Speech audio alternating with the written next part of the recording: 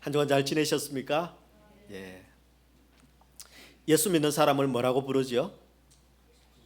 예, 크리스찬이라고 부릅니다. 우리 동네에서는 예수쟁이 이렇게 불렀습니다. 예수를 따라다니는 사람, 예, 바로 그리스도를 따르는 사람, 이런 의미를 가지고 있지요. 근데 만약 크리스찬임에도 불구하고 예수를 따라가는 모습이 보이지 않는다면 우리는 진정한 크리스찬이라고 말할 수 없을 것입니다. 그래서 예수님께서도 산상수훈에서 우리 크리스찬을 산 위에 있는 동네로 비유를 하셨습니다. 산 위에 있는 동네이기 때문에 어디서 보아도 다 드러나고 다 보인다, 이런 뜻입니다. 그렇기 때문에 우리가 원하든 원하지 않든 여러분, 우리 크리스찬들이 살아가는 삶의 내용이나 삶의 모습들은 세상 사람들에게 노출이 됩니다. 그리고 세상 사람들에게 보일 수밖에 없습니다. 그렇다면 여러분, 예수를 따라가는 저와 여러분은 세상에 무엇을 보여줘야 할까요? 크리스찬인 나를 보면은 사람들이 무엇이 보여야 할까요? 인디애나폴리스에 큰 스타디움이 있는데 거기 크리스천 집회가 열렸습니다. 한 6만 2천 명이 모였습니다. 입추의 여지도 없이 그 큰 스타디움이 꽉 채워졌습니다. 그 사람들의 틈바구니 속에서 한 소년이 핫도그 하나를 샀습니다. 그리고 핫도그에는 뭐를 발라 먹어야 되죠? 겨자를 발라 먹어야 됩니다. 근데 가만 보니까 저 머스터드 통이 내가 중간에 앉아 있는데 저쪽 끝에 있는 거예요. 입추의 여지도 없이 꽉 들어차 있으니까 내가 일어서서 움직일 수가 없습니다. 그렇다고 옆에 사람한테 일어나 달라고 하려니까 쫙 줄지어 앉아 있습니다. 그래서 이 소년이 옆 사람에게 그 핫도그를 건네줬습니다. 그리고 이렇게 말했습니다. 머스터드 플리즈. 그랬더니 그 옆 사람이 그 핫도그를 받아들고는 이 사람도 보니까 이게 뭐 꼼짝할 수 있는 여건이 아닙니다. 그래 옆 사람에게 또 전해줬습니다. 머스터드 플리즈. 이렇게 계속 옆 사람에게 머스터드 플리즈 하고는 전해져 가는데 어느 순간 보니까 안 보이는 거예요. 그러자 지켜보고 있던 이 핫도그를 판매했던 그 판매원이 이 아이에게 이렇게 말했습니다. 아마 네가 건네준 핫도그는 다시 안 돌아올 거야. 저 많은 사람들의 손에 들어간 핫도그가 어떻게 너한테 다시 돌아올 수 있겠냐, 이렇게 말했습니다. 그래서 소년이 이렇게 대답합니다. 걱정하지 마세요. 여기 모여있는 사람들은 다 크리스찬들입니다. 나는 그들의 정직성을 믿습니다. 이렇게 대답을 했습니다. 여러분, 어떻게 됐을까요? 몇 분 뒤에 그 핫도그 위에 겨자가, 머스터드가 쫙 발려져서 다시 돌아왔다고 합니다. 여러분, 이것이 사소한 이야기인 것 같지만 크리스찬들이 세상에 보여줘야 할 삶의 모습들입니다. 여러분, 오늘날 크리스찬들이 신용을 모두 잃어버린 것, 세상으로부터 신뢰를 받지 못하는 것, 그것은 교리가 허술해서가 아닙니다. 우리가 열심히 없어서도 아닙니다. 조직이나 시스템을 못 갖춰서도 아닙니다. 크리스찬이라고 하는 우리 한 사람 한 사람이 정말 세상 가운데 보여줘야 할 것을 세상에 보여주지 못했기 때문입니다. 그렇다면 과연 예수 믿는 사람들이, 그리스도인들이 여러분 세상에 보여줘야 되는 것은 무엇일까요? 그리스도인인 우리를 통해서 세상이 보고 싶어하는 것은 어떤 것일까요? 저는 이 질문에 대해서 본문을 중심으로 여러분과 함께 이 답을 정리해 보려고 합니다. 바라기는 그리스도인이라고 말하는 저와 여러분이 세상에 없는 것을 보여주고 드러내고, 그래서 세상을 밝히는 그런 산 위의 동네가 되기를 우리 주님의 이름으로 축원합니다. 자, 그렇다면 그리스도인인 우리가 세상에 보여주고 그리고 자랑해야 될 것은 무엇일까요? 첫 번째, 하나님의 은혜여야 합니다. 하나님의 은혜여야 합니다. 여러분, 오늘 본문의 말씀은 히스기야 왕의 실수에 관한 이야기입니다. 여러분, 히스기야 이야기가 이렇게 끝이 나서 저는 개인적으로 참 안타깝습니다. 지금까지 히스기야는 굽이굽이 어렵고 힘든 현실 속에서도 여러분 믿음을 가졌습니다. 그리고 그 믿음으로 견뎌냈습니다. 그리고 하나님의 도우심 가운데 그는 승리했습니다. 그랬던 히스기야가 어처구니 없이 여러분 작은 일 하나로 인생의 가장 큰 오점을 남기게 됩니다. 여러분, 그렇기 때문에 끝까지 믿음의 경주를 잘하는 것은 절대 쉽지 않습니다. 그렇게 잘 믿던 사람이, 그렇게 신실했던 사람이 초하게 무너지는 것 한순간입니다. 많은 사람들이 그때 그 사람이 맞아? 그랬던 그 사람이 맞아? 싶을 만큼 여러분 타락하고 주저앉아 버리는 사람을 심심치 않게 보았습니다. 우리는 생각해야 합니다. 나도 그렇다. 나도 얼마든지 넘어질 수 있다는 것을 우리는 명심을 해야 합니다. 영적인 긴장을 늦추면 안 됩니다. 우리가 깨어있지 못하면 얼마든지 히스기야처럼 될 수 있다는 것을 우리는 알아야 합니다. 그렇다면 여러분, 히스기야를 넘어지게 한 그 실수는 어떤 것이었을까요? 오늘 본문은 이렇게 시작을 합니다. 열왕기하 20장 12절의 말씀인데요. 그때에 여러분, 이 그때가 언제였을까요? 여러분, 바로 오늘 본문 앞의 사건, 지난주에 우리가 함께 살펴보았던 바로 히스기야가 죽을 병에 걸렸습니다. 그랬는데 죽을 병에 걸렸던 히스기야가 다시 살아난 바로 그때입니다. 죽을 병에 걸렸다가 살아났다는 이 이야기, 이 소식이 온 세상에 아마 전해진 모양입니다. 저 멀리 바벨론에서 축하한다며 사절단을 보내왔습니다. 열왕기하 20장 12절의 말씀 보면요, 그때에 발라단의 아들 바벨론의 왕 브로닥 발라단이 히스기야가 병들었다 함을 듣고 편지와 예물을 그에게 보낸지라. 여러분, 여기 나오는 바벨론, 이 바벨론은 신흥 바벨론 제국입니다. 바벨로니아 이렇게도 불렀죠. 여러분, 바벨론 일대를 중심으로 번영했던 그런 왕조입니다. 단일 왕조가 아니라 그 지역에 있었던 모든 왕조들을 일컫는 그런 국명입니다. 그래서 학계에서는 편의상 여기에 서술을 붙여서 그렇게 바벨론 제1왕조, 바벨론 제2왕조, 바벨론 제3왕조 이런 식으로 불렀습니다. 예를 들어 여러분, 함무라비 법전 아시죠? 함무라비 법전.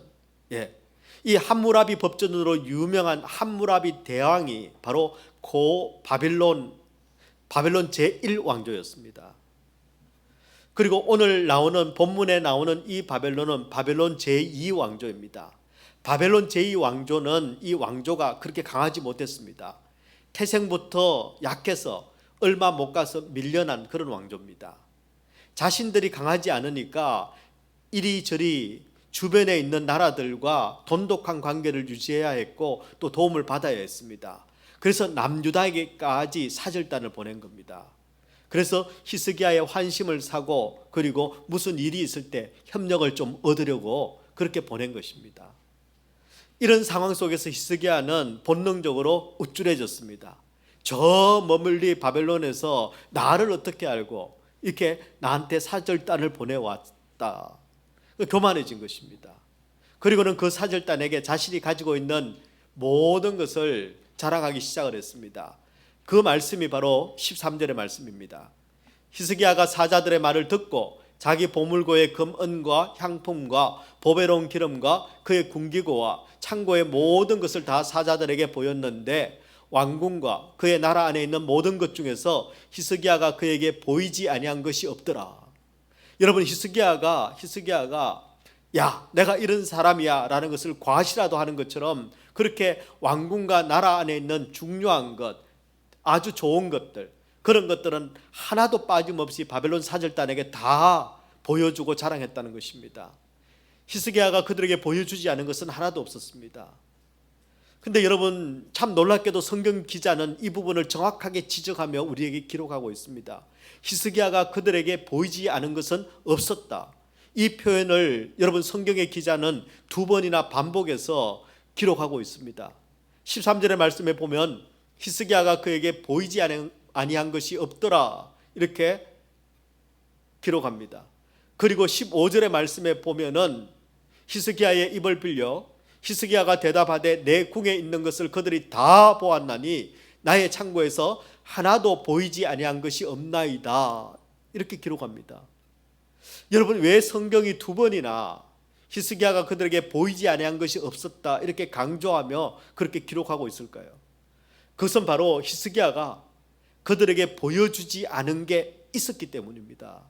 보이지 않은 것 하나가 있었습니다. 성경은 그것을 지금 강조하고 있는 것입니다.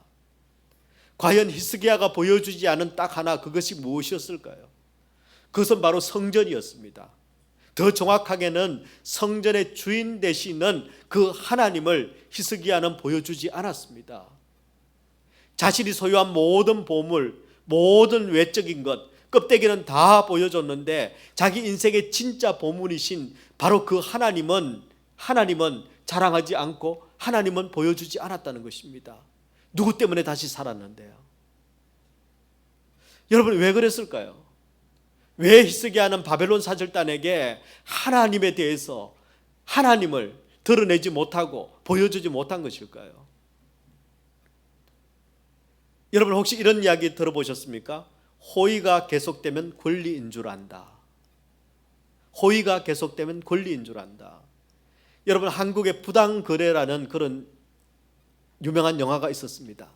그 영화에 이 대사가 나옵니다. 원래 있었던 이야기인데 그 영화 때문에 더 유명해진 그런 말입니다. 호의가 계속되면 권리인 줄 안다. 누군가가 호의를 계속 베풉니다. 처음에는 감사합니다. 그러다가 시간이 지나면 그 감사도 잊어버리고 자신이 당연히 받아도 되는, 아니 받아야 되는 그런 것을 받는 것처럼 호의를 가볍게 여깁니다. 그리고 당연하게 자기 권리처럼 생각한다는 것입니다. 여러분, 히스기야가 그랬습니다. 히스기야가 하나님께서 베푸신 그 은혜, 얼마나 크고 놀라운 은혜들을 히스기야가 경험을 했습니까? 여러분, 도저히 그럴 수 없는 환경인데도 불구하고 하나님께서는 히스기야를 착한 왕, 선한 왕으로 그를 길러내어 주셨습니다. 하나님의 은혜였습니다. 여러분, 강대국들의 그 틈바구니 속에서 이 남유다라는 이 나라는 그저 약탈과 착취를 당할 수밖에 없는 작은 나라였지만 그러나 우리 하나님께서 남유다를 철통같이 지켜주셨습니다. 하나님의 은혜였습니다. 죽을 병에 걸렸던 시한부 인생이었던 바로 히스기야에게 치유의 은혜를 허락해 주셨습니다. 그리고 거기다 15년의 생명까지도 연장해 주신 것이 바로 하나님의 은혜였습니다. 아들이 없던 그에게 하나님께서는 자식까지도 허락해 주셨습니다. 이것도 하나님의 은혜였습니다. 그 하나님의 은혜를 히스기야는 벌써 가볍게 여기고 있는 것입니다. 그 은혜를 자기가 누려도 되는 것처럼, 내가 이 정도는 누려도 되는 것처럼 그렇게 당연한 것인 양 그렇게 생각하고 있다는 것입니다. 여러분, 우리는 어떨까요? 우리는 하나님의 은혜를 잊지 않고 있습니까? 혹시 당연하게 여기지는 않습니까? 하나님의 은혜에 매일 감사합니까? 매일 하나님의 은혜를 자랑하며 그렇게 살고 있습니까? 저와 여러분이 하루 중에 누군가에게 가장 많이 보여주는 것, 가장 많이 들려주는 것은 어떤 것들입니까? 다른 건 다 보여주는데, 세세하게 다 알려주는데, 여러분, 딱 하나 보여주지 않는 것이, 하루를 종일 같이 있어도 알려주지 않는 것이 혹시 하나님의 은혜, 하나님의 존재, 하나님의 역사가 혹시 아닙니까? 여러분, 세상이 우리를 통해서 알고 싶어하는 것은, 듣고 싶어하는 것은, 보고 싶어하는 것은 보물고가 아닙니다. 궁기고도 아닙니다. 창고가 아닙니다. 우리가 얼마나 잘났는가, 우리가 얼마나 많이 가졌느냐가 아니라는 말입니다. 솔직히 보물고나 궁기고나 여러분, 이 창고, 이 지식, 세상이 우리보다 훨씬 더 많이 가지고 있습니다. 세상이 우리를 통해서 보고 싶은 것은 그런 것들이 아니라는 것입니다. 세상이 나를 통해서 보고 싶은 것, 그것은 바로 살아계신 하나님이십니다. 진짜 하나님이 있는가? 진짜 하나님이 있는가? 있다면 과연 그 하나님은 누구이신가? 그 하나님이 누구이신지를 나를 통해서 확인하고 싶고 나를 통해서 보고 싶은 것입니다. 그래서 우리의 자랑은 여러분 바로 십자가의 은혜여야 합니다. 나를 통해서 십자가의 은혜가 보여야 하고 그 십자가의 은혜가 전달되어야 합니다. 십자가 없이는 하나님을 증명할 길이 없고 하나님의 은혜가 아니고서는 하나님을 만날 도리가 없기 때문에 그렇습니다. 여러분, 오늘 내가 살아가는 이유, 지금도 살아있는 이유, 여러분 이 약육강식의 정글과 같은 세상 속에서도 여러분 휩쓸리지 않고 거룩함을 지키려고 아둥바둥대며 살아가는 그 이유, 엄청난 시련과 절망 속에서도 내가 포기하지 않고 여전히 소망의 노래를 부를 수 있는 이유, 지금 내가 나의 나된 것, 이 모든 것이 하나님의 은혜라는 것, 내가 이렇게 모자라지만, 내가 이렇게 부족하지만, 나는 보잘것없지만, 그저 죄인이었지만, 그러나 하나님의 은혜 때문에 하나님의 은혜를 누리고 있고 하나님의 은혜를 전하고 있고 하나님의 은혜를 내가 당신에게 나누고 있습니다. 그것이 세상이 기대하는 것입니다. 저는 저와 여러분이 하나님의 은혜를 당연하게 여기지 않고 가볍게 여기지 않고 날마다 이 은혜의 등불을 켜서 어두운 세상을 비추어내는, 이 어두운 세상을 밝혀내는 산 위에 있는 동네가 되기를 우리 주님의 이름으로 축원합니다. 두 번째입니다. 그리스도인인 우리가 세상에 보여주고 세상에 자랑해야 할 것은 바로 하나님의 말씀이어야 합니다. 하나님의 말씀이어야 합니다. 여러분, 히스기야는 바벨론에 마땅히 보여줘야 할 하나님의 은혜가 아니라 대신 자기가 가진 것들을 자랑했습니다. 그것을 보여줬습니다. 그런 히스기야에게 선지자 이사야가 찾아옵니다. 그리고 하나님의 말씀을 전달합니다. 열왕기하 20장 16절에서 18절까지의 말씀입니다. 이사야가 히스기야에게 이르되 여호와의 말씀을 들으소서. 여호와의 말씀이 날이 이르리니 왕궁의 모든 것과 왕의 조상들이 오늘까지 쌓아두었던 것이 바벨론으로 옮긴 바 되고 하나도 남지 아니할 것이요, 또 왕의 몸에서 날 아들 중에서 사로잡혀 바벨론 왕궁에 환관이 되리라 하셨나이다. 여러분, 이 무서운 하나님의 심판의 말씀을 히스기야에게 이사야 선지자가 지금 전하고 있는 것입니다. 왕이 이 땅에서 자랑했던 그 모든 것들, 그것은 결국은 바벨론에게 다 빼앗길 것이고 왕의 아들들조차도 바벨론의 환관이 될 것이라는 이 무섭고 두려운 심판의 말씀을 여러분 받은 것입니다. 이 세상에서 자랑하는 모든 것들은 여러분 썩어지고 해체된다는 것입니다. 결국 이 예언의 말씀은 이루어집니다. 불과 몇 년 뒤에 주전 586년 남유다는 바벨론에 의해서 완전히 철저히 유린당하고 멸망합니다.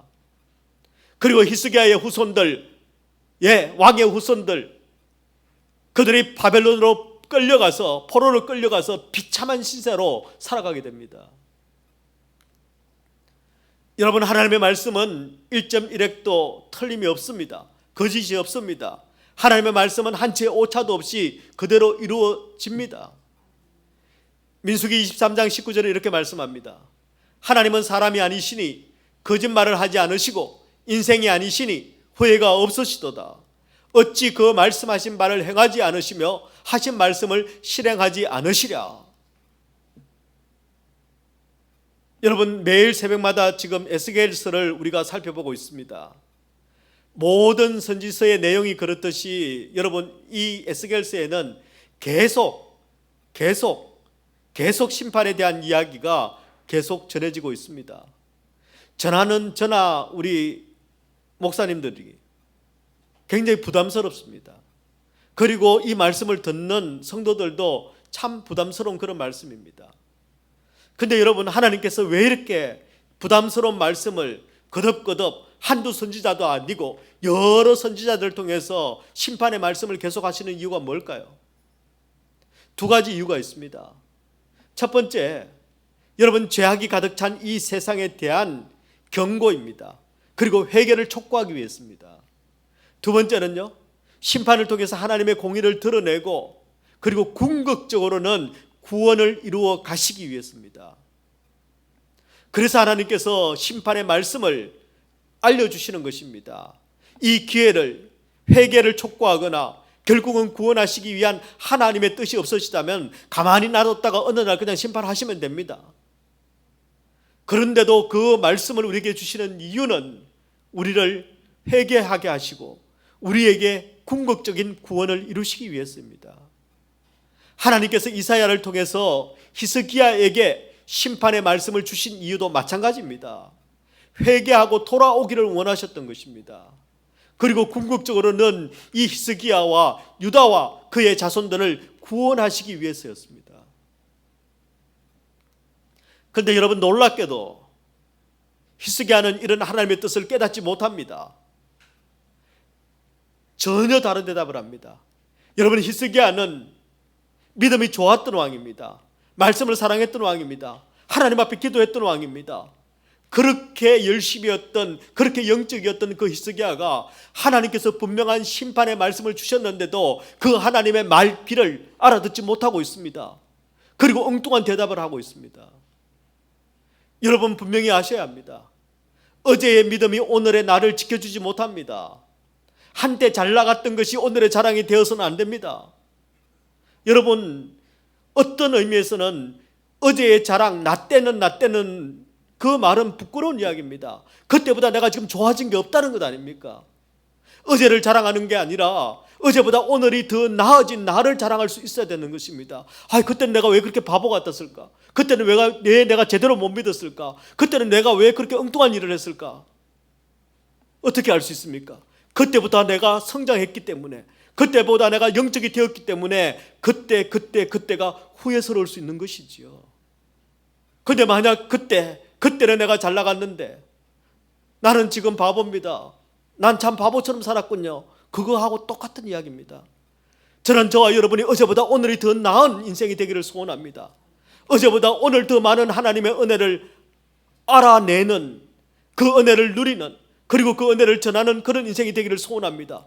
더불어서 내일 하나님께서 주실 더 큰 은혜가 기다리고 있는 인생, 오늘이 내 인생의 정점이 아니라 내 인생의 가장 좋은 날들, 하나님의 놀라운 역사는 아직도 더 풍성하게, 더 놀랍게 나를 기다리고 계시고 하나님께서 나를 위해 예배하고 계신다라는 그 믿음으로 날마다 성장하고 날마다 성숙하고 날마다 더 큰 승리를 누리는 그런 인생이 되기를 우리 주님의 이름으로 축원합니다. 여러분, 오늘 믿음 없으면은 어제까지 아무리 신실했던 사람이라도 그냥 넘어집니다. 아니, 이 사람이 그때 그 사람 맞아? 여러분, 그렇게 신실했던 히스기야가 무서운 예언의 말씀을 듣고 여러분 회개하지 않습니다. 너 이제 죽을 거야 그랬을 때요, 울며 불며 여러분 벽을 보면서 며 달렸던 그 히스기야가, 그렇게 기도를 많이 했던 히스기야가 이 예언의 말씀, 이 심판의 말씀을 들었는데도 하나님 진노를 멈춰 주십시오. 내가 잘못했으니까 나는 하나님 징계하시더라도 내 자손들은 믿음 안에서 살게 해주십시오. 유다 왕국만큼은 하나님의 나라로 그대로 있게 해주십시오. 그렇게 매달리고 그렇게 기도하지 않습니다. 오히려 기가 막힌 대답을 합니다. 열왕기하 20장 19절의 말씀입니다. 히스기야가 이사야에게 이르되 당신이 전한 바 여호와의 말씀이 선하니이다 하고, 또 이르되 만일 내가 사는 날에 태평과 진실이 있을진데 어찌 선하지 아니하리요.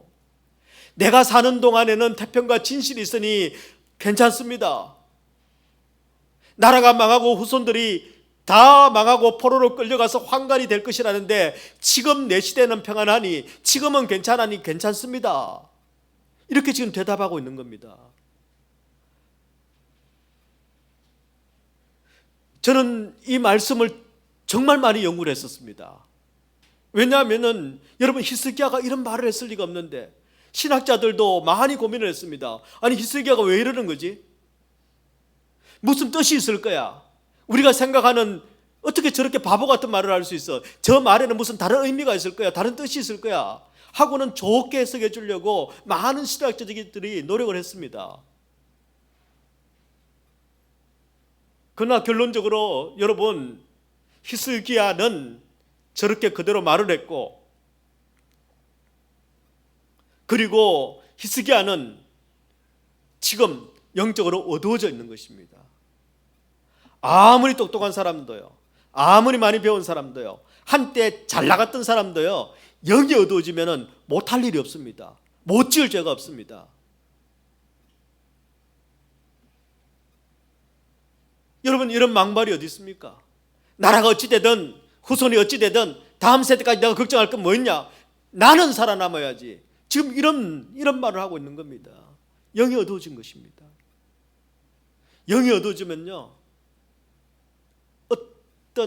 죄송한 편이지만 어떤 짓도 할 수 있습니다. 왜요? 우리는 죄인이기 때문입니다. 하나님께서 이사야를 통해서 직접 들려주셨습니다. 그 하나님의 말씀, 선포된 하나님의 말씀, 그것도 심판의 말씀, 그 말씀을 듣고 지키지 않습니다. 자식들에게 가르치지 않습니다. 그저 나나 편히 살다 가면 되지. 어떻게 이런 멘탈리티가 있습니까? 과연 이렇게 하나님의 말씀을 무시하고 나 사는 동안에는 평안하고 진실이 있으면 되는 거지, 그랬던 그 히스기야가 과연 어떤 열매를 이 땅에 남기고 그렇게 떠났을까요?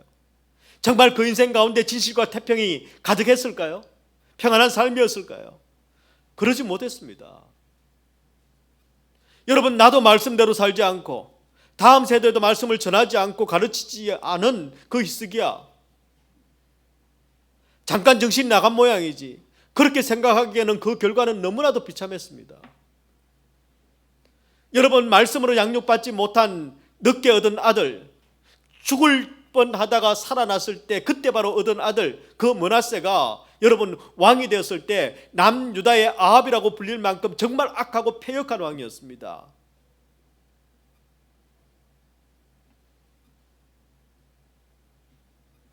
여러분, 우리가 자녀들과 같이 예배드리는 것, 자녀들과 같이 하나님의 말씀을 읽는 것, 여러분, 이런 권고를 가볍게 쉽게 들으시면 안 됩니다.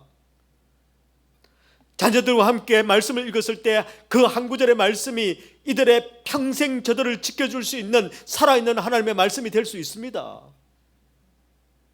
여러분, 학원 보내는 것보다, 캠프 보내는 것보다 어쩌면 더 중요하고, 아니 더 시급한 일입니다. 더 시급한 일입니다.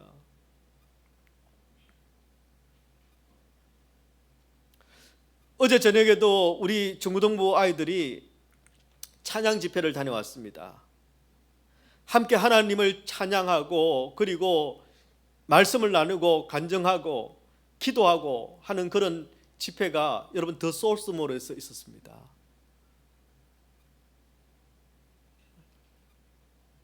여러분, 놀라운 일입니다. 하나님을 찬양할 수 있다라는 것.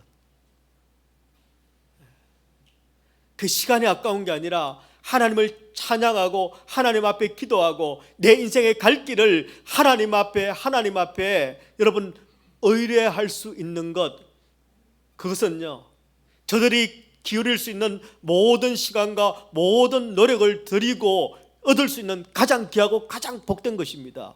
하나님의 영이 임하시고 하나님께서 저들의 갈 길을 밝히 보여주시고 하나님께서 그 가는 길을 책임져 주신다면 여러분, 이건 놓쳐서는 절대 안 되는 그런 기회입니다. 이런 맥락에서 우리 자신도 한번 되돌아보면 좋겠습니다. 여러분, 오늘날 그리스도인이라고 말하는 저와 여러분이 혹시 히스기야의 그 멘탈리티로 그렇게 살아가고 있지는 않습니까? 진짜 하나님의 은혜를 자랑합니까? 하나님의 복음을 전하고 있습니까? 아니면 나나 잘 살면 되지 뭐, 나나 편하면 되지 뭐.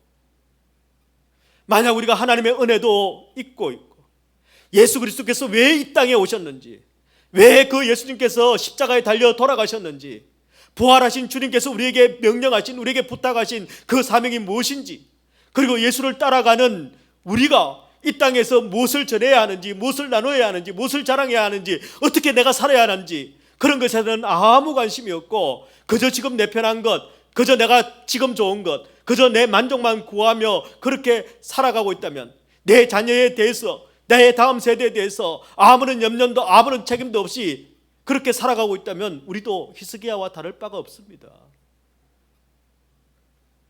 저는 저와 여러분이 히스기야처럼 잘하다가 마지막에 취해지는 그런 인생이 되지 않기를 바랍니다. 만약 어제까지 믿음의 경주를 잘 하셨다면 여러분 오늘 그 경주를 절대 멈춰서는 안 됩니다.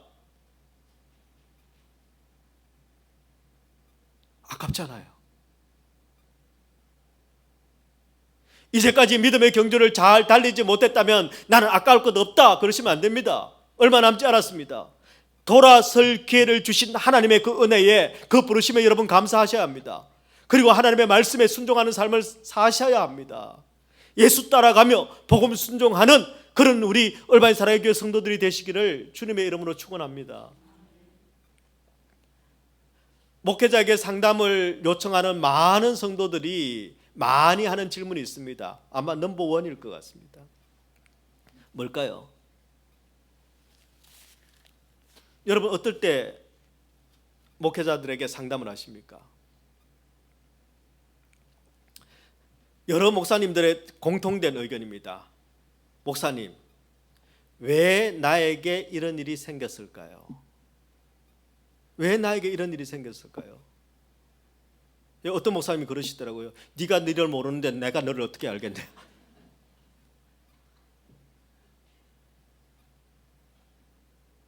왜 나에게 이런 일이 생겼을까요? 어쩌면 지금 저와 여러분 가운데도 이런 마음, 이런 생각이 드는 분들이 아마 있을 것입니다. 왜 내가 이런 일을 겪어야 되지? 무엇 때문에 하필이면 나한테 이런 일이 내 인생 가운데 찾아왔지? 난 도저히 모르겠다. 예, 그런 분들이 있을 겁니다. 그런 분들께 지금 제가 들려드리는 이 이야기가 여러분 그 해법을 찾아가는 단초가 되기를 간절히 바랍니다. 흔들리는 날들의 기도라는 책이 있습니다. 이게 얇은 책인데요. 여러분 혹시 이철환 집사 아십니까? 연탄길은 아십니까?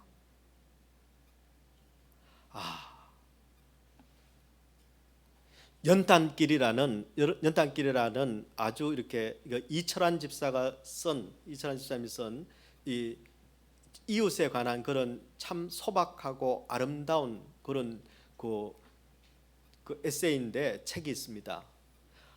하도 반응이 좋았어요.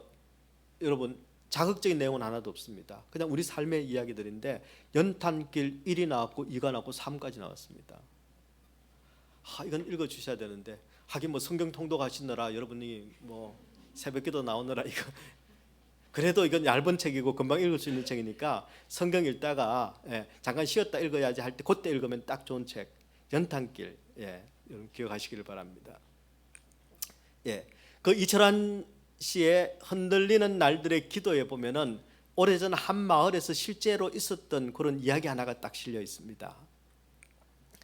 그 마을 사람들이 어느 해에는 이제 여기저기에 도랑에서 미꾸라지가 잘 잡히는 거예요.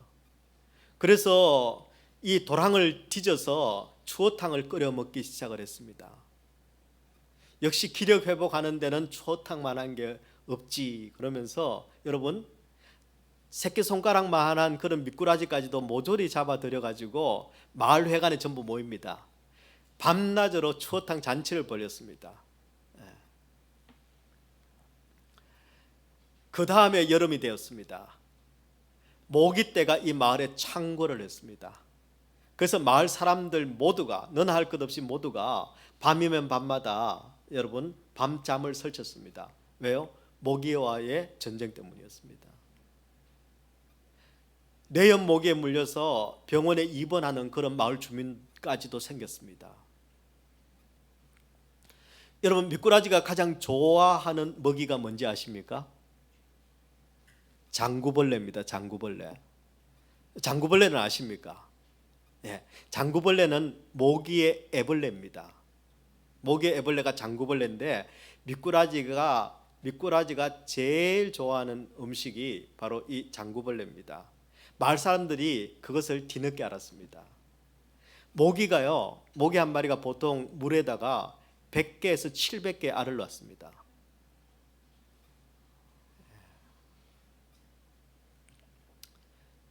이제 그 알을 낳아두면은 미꾸라지가 이렇게 맛있게 식사를 하는 거죠. 근데 미꾸라지를 전부 다 잡아갔으니까 여러분, 이 장구벌레들은 천적이 없어진 겁니다. 뭐 춤추면 난리 났습니다. 그리고 어느 날 이 장구벌레들이 이제는 성충이 되어서 모기가 되어서 이제 날개를 달고 물 밖으로 날아오르기 시작을 한 겁니다. 물 밖에 나오니까요, 세상에 먹을 게 가득 차 있었습니다. 미꾸라지를 먹고 원기 회복한 인간들의 살점이 이 모기들은요, 전략적으로 공략을 합니다. 낮에는 낮잠을 실컷 잡니다. 그리고 어둠이 내리면, 밤이면 밤마다 그렇게 마을을 공격했습니다. 여러분, 캄캄한 밤 여기저기서 모기와의 사투가 벌어졌습니다. 근데 여러분 아시죠? 모기는 이상하게 안 잡힌다. 특히 나를 문 모기는 절대 잡을 수 없다. 어제 우리 집에 파리가 2마리 들어왔는데요, 결국은 제가 못 잡았습니다. 오늘 주일 예배 마치고 들어가면 제가 파리 잡아야 됩니다. 안 잡힙니다. 마을 회관에 사람들이 대책 회의를 하기 위해서 마을 사람들 전부가 이제 마을 회관에 다시 모였습니다. 그리고는 함께 논의하던 끝에 이런 결정을 했습니다. 돈을 거두자. 그리고 돈을 거뒀습니다. 그리고 뭘 했을까요? 미꾸라지를 샀습니다. 그 미꾸라지를 사서 마을 여기저기에 있는 도랑에 그 미꾸라지를 풀어줬습니다. 여러분, 공짜인 줄 알았는데 공짜로 먹은 그 추어탕 값을 마을 사람들은 뒤늦게 지불해야만 했습니다. 그것도 지금 풀어놔봐야 소용이 없죠. 내년 여름 가봐야 되는 겁니다. 이 이야기를, 실제로 있었던 이 이야기를 이철환 씨가 기록을 하고 난 다음에 제일 밑에다가 한 줄 글을 이렇게 적었습니다. 그게 뭐냐 하면요, 이렇게 되어 있습니다. 왜 나에게 이런 일이 생겼을까요? 라고 함부로 말하지 않겠습니다, 주님. 왜 나에게 이런 일이 생겼을까요? 라고 함부로 말하지 않겠습니다, 주님. 마지막 글귀가 바로 이 글귀입니다. 여러분, 지금 인생의 어떤 문제 때문에 여러분 고통스러워하고 있습니까? 내 밤잠을 설치게 만드는 모기 같은, 물리면 열이 펄펄 나고 열병을 앓게 만드는 그 문제, 그게 왜 생겼다고 여러분 생각하십니까? 여러분, 내 인생의 모기떼가 창궐하는 이유는 진짜를 제자리에 갖다 놓기 위해서입니다.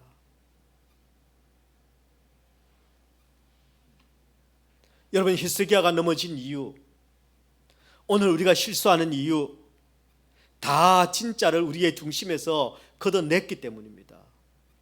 진짜를 중심에서 걷어내면은 내가 이해할 수 없는 일들이 우리 삶에 일어나기 시작합니다.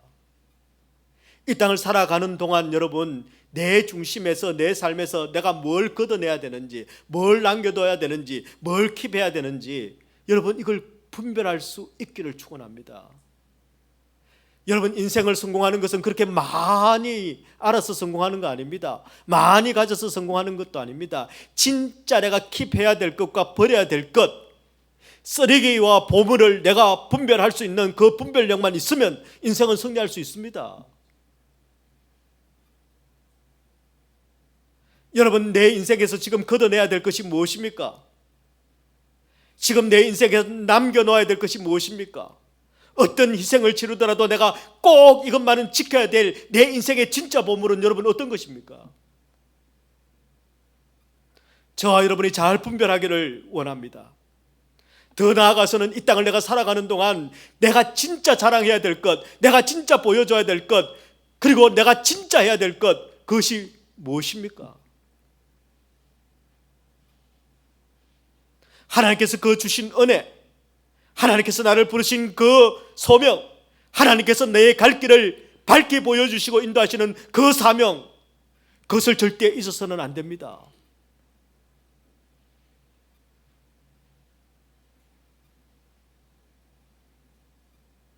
내가 가진 것만큼 살아가는 인생이 아니라 우리는 하나님께서 역사하시는 만큼 살아갈 수 있는 존재입니다.